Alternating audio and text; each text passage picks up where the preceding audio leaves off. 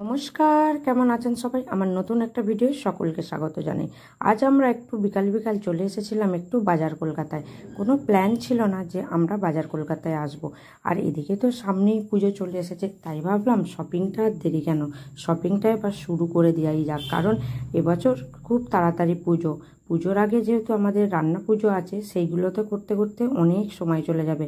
তাই রান্না পুজো হয়ে গেল তো পুজোও ঠিক চলে এলো।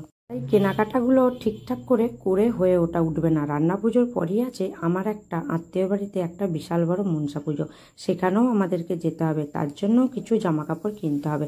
আজকের কেনাকাটিটা ঠিক পুজোর জন্য নয়, তবুও বলতে পারেন যে আজকে ওই পুজোর কেনাকাটা আজ থেকেই আমরা শুরু করলাম। তো এই জামা কাপড়গুলো যে আমরা কিনতে এসেছি সেগুলো শুধুমাত্র এই মনসা পুজোর জন্য। যেহেতু আমার মেয়ে খুবই বায়না করছিল যে নতুন কিনে দিতে হবে, তো সেই জন্য এসেছিলাম। বুঝতে পারিনি যে সবারই হয়ে যাবে, তো সবাই মিলেই আমাদের কেনাকাটা হয়ে গিয়েছিল। এসেছিলাম মেয়ের জন্য কিনতে। আমার বরেরও কিছু জিনিস দেখে আমার পছন্দ হলো, তো সেগুলো আমিও নিয়ে নিলাম। আর এদিকে বাচ্চাদের জামাগুলো দেখুন না, বড়দের থেকে যেন ওদের জামাগুলো বেশি মন ছুঁয়ে যায়। আমি তো দেখে কি যে ভালো লাগছিল কি বলবো, কোনটা ছেড়ে কোনটা নেব সেটা আমি বুঝতে পারছিলাম না। কি নিলাম সেটা আমি আপনাদেরকে একটা পরের ভিডিওতে শেয়ার করব।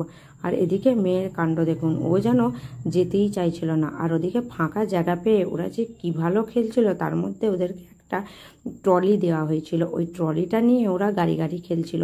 শুধু যে আমার মেয়ে ছিল তা নয়, ওখানে অনেক বাচ্চা এসেছিল। প্রত্যেক মাই যেন ওদেরকে নিয়ে নাজেহাল হয়ে যাচ্ছিল। কেনাকাটা কি করবে, ওদেরকে দেখতে দেখতেই সময় চলে যাচ্ছিল, কেনাকাটায় তাই মন দিতে পারছিল না। সেই জন্য ওদেরকে একটা ট্রলি ব্যাগ দেওয়া হয়েছিল, ওরা গাড়ি হিসাবে ওটাকে চাকার মতো ঘুরিয়ে ঘুরিয়ে নিয়ে খেলছিল। মেয়ের জামা কাপড় কেনা তো হয়ে গেল, এবার আসবো ওর বাবার জামা কাপড় কিনতে। সেই জন্য আমরা ছেলেদের কাউন্টারের দিকে এলাম। আসলে কি বলুন তো, বাজার কলকাতা নাম শুনলেই সবাই ভাবে অনেক দাম, কিন্তু বিশ্বাস করুন এখানে কিন্তু প্রত্যেক জনের মতো, প্রত্যেকটা রুচিগ্রস্ত মানুষের মতো প্রত্যেকটা ভালো ভালো জিনিস কিন্তু বিভিন্ন রকম প্রাইসে পাওয়া যায়। আর এদিকে দেখুন না, আমার তো এই জামাগুলো দেখে খুব পছন্দ হয়ে গিয়েছিল। এই কালারটা আমার এত ভালো লাগছিল যে কি বলবো, তাই এটা আমি নিয়েছিলাম প্রায়। তারপর আবার আমার বর বলছে দুটোই নিয়ে নাও, আমি বলছি না না আমি একটা নেব। তো যে কোনো মানুষ কিন্তু এখানে এসে কেনাকাটা করতে পারে। শপিং মল মানে এই যে বিশাল কিছু দামের জিনিস যে সাধারণ মানুষ আসতে পারবে না তা কিন্তু নয়। বিভিন্ন দামের কোয়ালিটি অনুসারে বিভিন্ন রকমের প্রোডাক্ট এখানে আসে।